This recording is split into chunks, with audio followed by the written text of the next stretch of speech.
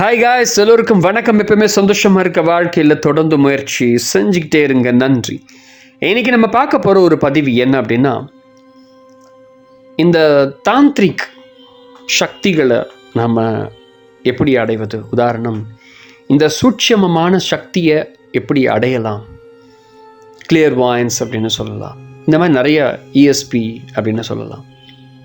இதெல்லாம் அடையிறதுக்கு ஏதாவது ஒரு வழி இருக்கா அப்படின்ற ஒரு கேள்வி. இந்த கேள்விக்கு ஒரு பதில் என்னன்னா, சைக்கோ சிம்பாலஜியில் இருக்குது.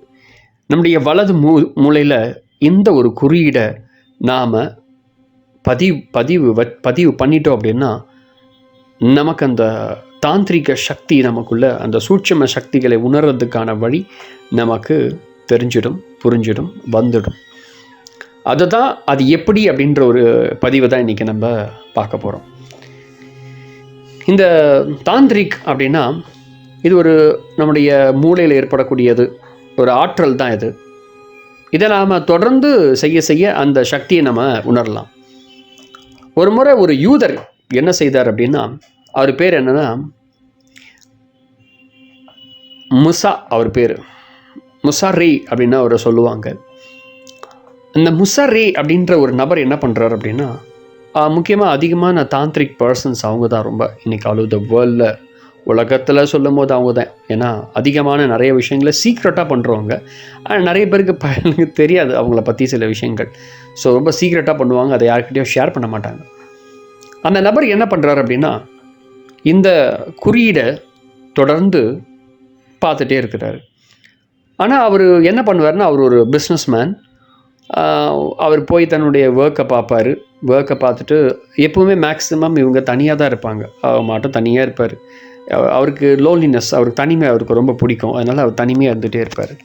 சரி, எவ்ரிடே தனிமையாக உட்காந்து எதையாவது யோசிச்சிட்டே இருக்குமே அப்படின்னு சொல்லிட்டு அவர் என்ன பண்ணியிருக்காரு, இந்த தாந்திரிக் இந்த சிம்பிள் அவர் என்ன பண்ணியிருக்காரு, யூஸ் பண்ணியிருக்காரு. இந்த சைக்கோ சிம்பாலஜி என்ன பண்ணியிருக்காரு, வாலில் ஒட்டிட்டு, சரி ரொம்ப நேரமாக சும்மா தான் உட்காந்துட்டு இருக்கோம், சரி பார்க்கலாமே சொல்லிட்டு அதை வந்து ரெடி பண்ணி உட்காந்துட்டு அப்படி தொடர்ந்து பார்த்துக்கிட்டே இருக்கிறார். வேறு எதுவுமே பண்ணல, பார்த்துக்கிட்டே இருக்கிறார். பார்க்க அவருடைய வலது மூலையில் அது வந்து பதிய ஆரம்பிக்குது. பதிய ஆரம்பித்ததுலேருந்து அவர் என்ன பண்ணுறாரு அப்படின்னா, அவர் வந்து ஆல்ரெடி எவ்ரிடே பிஸ்னஸ் அவர் தொடர்ந்து ஒர்க் பண்ணிகிட்டே இருப்பார். நாளைக்கு ஒருத்தவங்க அவங்களுக்கு வந்து பேமெண்ட் பண்ணணும். அவருக்கு முன்னாடியே தெரிஞ்சிடுச்சு, அவங்க உண்மையாகவே நமக்கு பேமெண்ட் பண்ண மாட்டாங்க, லாஸ் ஆக போகுதுன்னு அவருக்கு தெரிஞ்சிடுச்சு. ஆனால் அதுக்கான சுச்சுவேஷன் அங்கே கிடையவே கிடையாது. ஆனால் அவருக்கு தெரிஞ்சிச்சு. ஆனால் அவர் அதெல்லாம் ஒன்றும் இல்லை, விட்டுடு அப்படின்னு சொல்லிட்டு தெளிவாக விட்டார். திடீர்னு பார்த்தா அது நடந்தோன்னா அவருக்கு ஆச்சரியமாக ஆயிடுச்சு. எனக்கு எப்படி இது ஏற்கனவே தெரிஞ்சுது அப்படின்னு சொல்லி யோசிக்க ஆரம்பித்தார். அப்புறம் பில்லிங் அமௌண்ட், பேமெண்ட்டில் யாராவது அவங்க ஆஃபீஸில் பேமெண்ட் ஏதாவது நடந்து போயிட்டே இருக்கும், ஒருத்தவங்க பேமெண்ட்டை வந்து சீட் பண்ணிகிட்டே இருக்கிறாங்க. அவருக்கு அது முன்னாடி இருக்குன்னு தெரியல, இப்போ தெரிஞ்சிடுச்சு. யாருமே சொல்லலை. அது எவ்வளோ அமௌண்ட் அவங்க எடுத்துருக்குறாங்க முதல் கொண்டு அவருக்கு தெரிஞ்சிடுச்சு.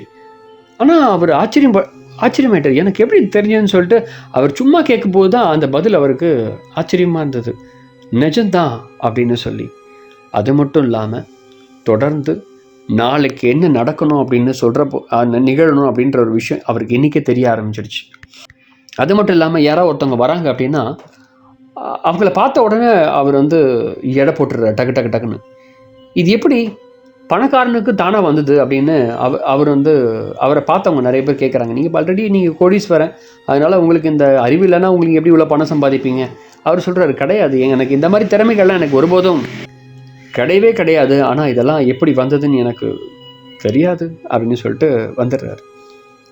ஆனால் தொடர்ந்து இந்த குறியீடை பார்த்துக்கிட்டே இருக்கிறார். இப்போ ஒருத்தவங்க ஒரு விஷயத்த கொஸ்டின் கேட்குறாங்கன்னா அது கொஸ்டின் கேட்கறதுக்கு முன்னாடி பதில் சொல்லிடுவார். எப்படி அவருக்கு இந்த விஷயங்கள் வருது? யாராவது ஒருத்தவங்க வராங்கன்னா நீங்கள் எதுக்காக வந்திருக்கீங்க, எல்லா விஷயத்தையும் அவருக்கு வந்து தெரிஞ்சிடும். ஸோ நிறையா சூட்சமமான அதிர்வலைகளை உணர்றதுக்கு அந்த ஆற்றல் அவருக்கு வந்து கிடைக்க ஆரம்பிச்சிடுச்சு. அப்புறம் இவர் யாராவது ஒருத்தவங்களுக்கு ஒரு விஷயத்தை ஷேர் பண்ணணும் அப்படின்னா மனசுக்குள்ளவே ஷேர் பண்ணார்னா இன்னொருத்தவங்க அவங்களுக்கு மெசேஜ் போய்டும் தானாகவே. எப்படி ஆனால் அவங்களுக்கு தான் மெசேஜ் போகும் தவிர அவங்களுக்கு இவர்கிட்ட மெசேஜ் வராது. ஆனால் இவர் யாருக்கெல்லாம் மெசேஜ் அனுப்பணும்னு நினைக்கிறாரோ யாருக்கு வேணாலும் இவரால் மெசேஜ் பண்ண முடியுது. எது ஃபோன்லையோ அல்லது இமெயில்லையோ கிடையாது, மனசுக்குள்ளேருந்து தானாகவே மனசில் எந்த எண்ணத்தை உன்னை வைக்கிறதோ டக்குன்னு அது முன்னாடி வந்து நடக்குது. ஃப்யூச்சரை ப்ரெடிக்ட் பண்ணுறாரு சுற்றி. அப்புறம் அவர் பார்த்தாரு, என்னடா வியாபாரம் எப்படி போயின்னு இருக்கு அப்படின்ட்டு, வியாபாரத்தில் எங்கே சுற்றி சுற்றி எனக்கு பண்ணுவேன்னு சொல்லிட்டு அப்படியே அதை நிறுத்திட்டு வியாபாரம் ஒரு பக்கம் தனியாக போகுதுன்னு சொல்லிட்டு அவர் தனியாக அதனுடைய தாந்திரிக் ப்ராக்டிஸ்னராக மாறிட்டார். ஸோ அவர் கொடுத்த ஒரு அற்புதமான குறியீடை தான் நான் இன்றைக்கி உங்களுக்கு கொடுத்துருக்கேன்.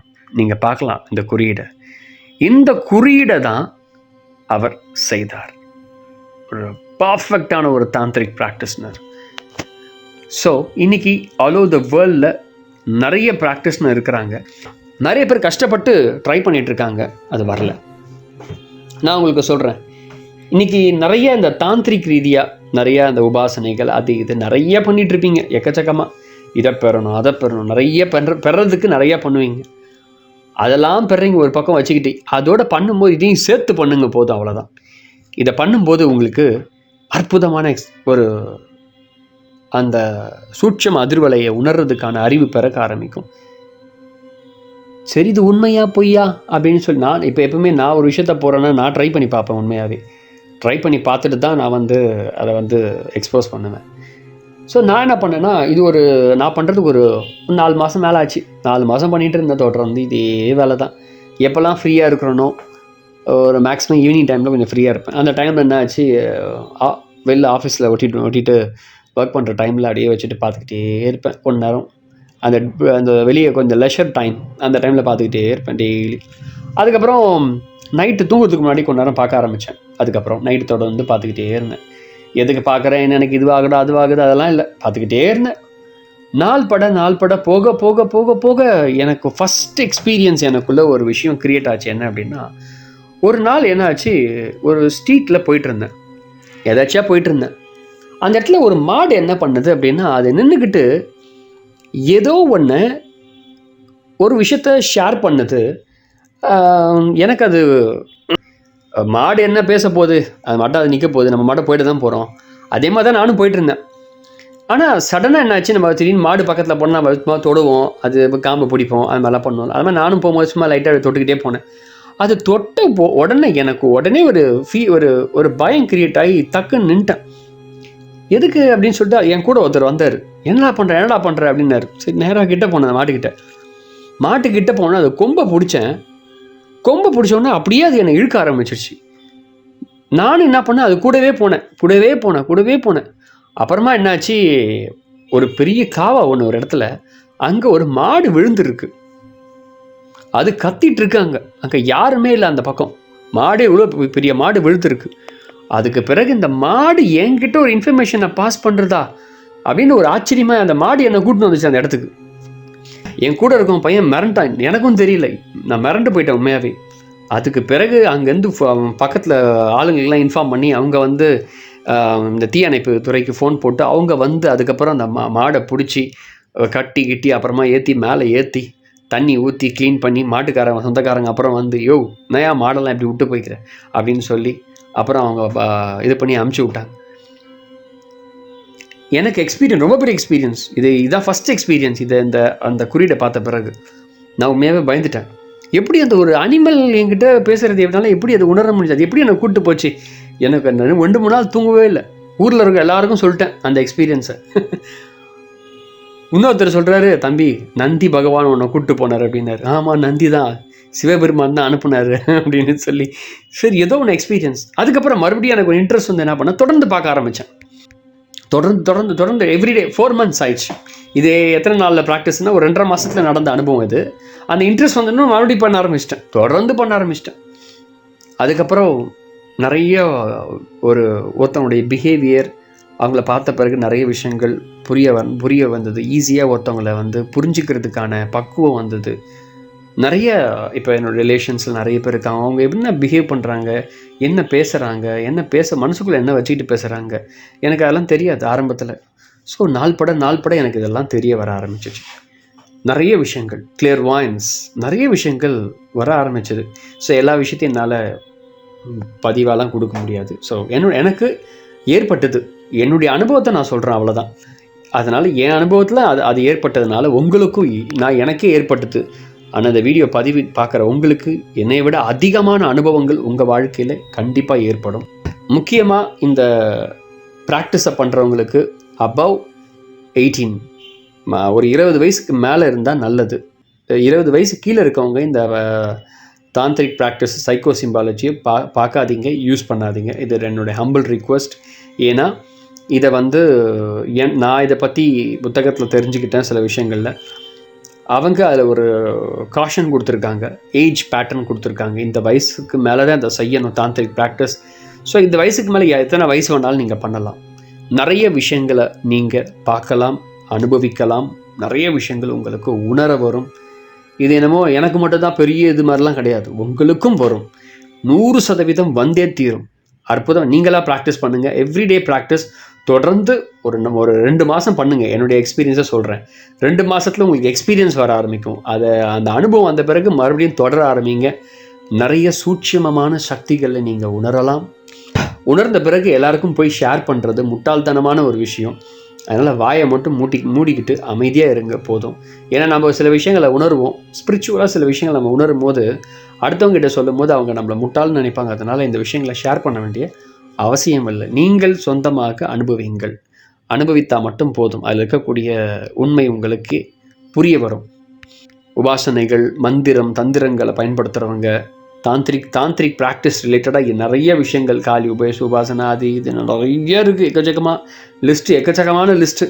ஸோ யார் வேணுமானாலும் அதை பண்ணும்போது இதையும் சேர்த்து பண்ணுங்க. நீங்கள் பண்ணக்கூடிய அந்த உபாசனையில் ஆற்றல் இருக்கான்னு எனக்கு தெரியல. ஆனால் ஏன்னா நான் அதை பண்ணலைலாம் எனக்கு தெரியாது, உங்களுக்கு தெரியும். ஆனால் அதை விட இதில் அதிகமான ஆற்றல். It's a pure science. இது உங்கள் மூளையில் பதிவு பெற ஆரம்பிச்சிடுச்சுனாலே ஆட்டோமேட்டிக்காக அது எக்ஸ்போஸ் ஆக ஆரம்பிச்சிடுது. அவ்வளோதான். இதை செய்தவங்க அதிகமான வாழ்ந்துட்டுருக்காங்க இன்றைக்கி. அவங்க யூதர்கள் தான் இந்த ப்ராக்டிஸ் அதிகமாக பண்ணுறாங்க. ஸோ மறக்காமல் நீங்களும் இந்த ப்ராக்டிஸை செய்ய ஆரம்பிங்க. சூட்சம சக்திகளை உடலில் உணரணும், அனுபவிக்கணும் யாரெல்லாம் விரும்புகிறீங்களோ மறக்காமல் செய்யுங்க. நிறைய விஷன்ஸ் உங்களுக்கு தெரிய ஆரம்பிக்கும், நிறைய புரிதல் ஏற்படும். அனுபவிங்க. ஸோ இந்த மாதிரி பல பதிவுகள் உங்களுக்காக போட நான் ஆவல் கொண்டிருக்கிறேன்.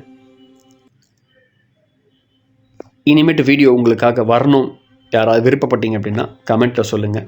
ஏன்னா இந்த வீடியோ உங்களுக்காக நான் பதிவிடுறேன். இன்னும் நிறைய விஷயங்கள் உங்களுக்காக காத்துட்ருக்கு. கமெண்ட்டில் நீங்கள் உங்களுடைய கருத்துக்களை சொல்லுங்கள். அடுத்த பகுதியில் வேறு ஒரு சைக்கோ சிம்பாலஜியோட பார்க்கலாம். அண்டு நிறைய பேருக்கு வீடியோவை ஷேர் பண்ணுங்கள். தாந்திரிக் ப்ராக்டிஷனர்ஸ் தான் இருந்தீங்க அப்படின்னா உங்கள் வாட்ஸ்அப் குரூப்ஸ் நிறையா இருக்கும். ஸோ நீங்கள் மட்டும் கற்றுக்காமல் நிறைய பேருக்கு வீடியோவை ஷேர் பண்ணுங்கள். ரொம்ப எக்ஸ்ட்ரீமாக ஒர்க் ஆகும். சூப்பரான ஒரு எக்ஸ்பீரியன்ஸ் கிடைக்கும். அனுபவிங்கள். நன்றி.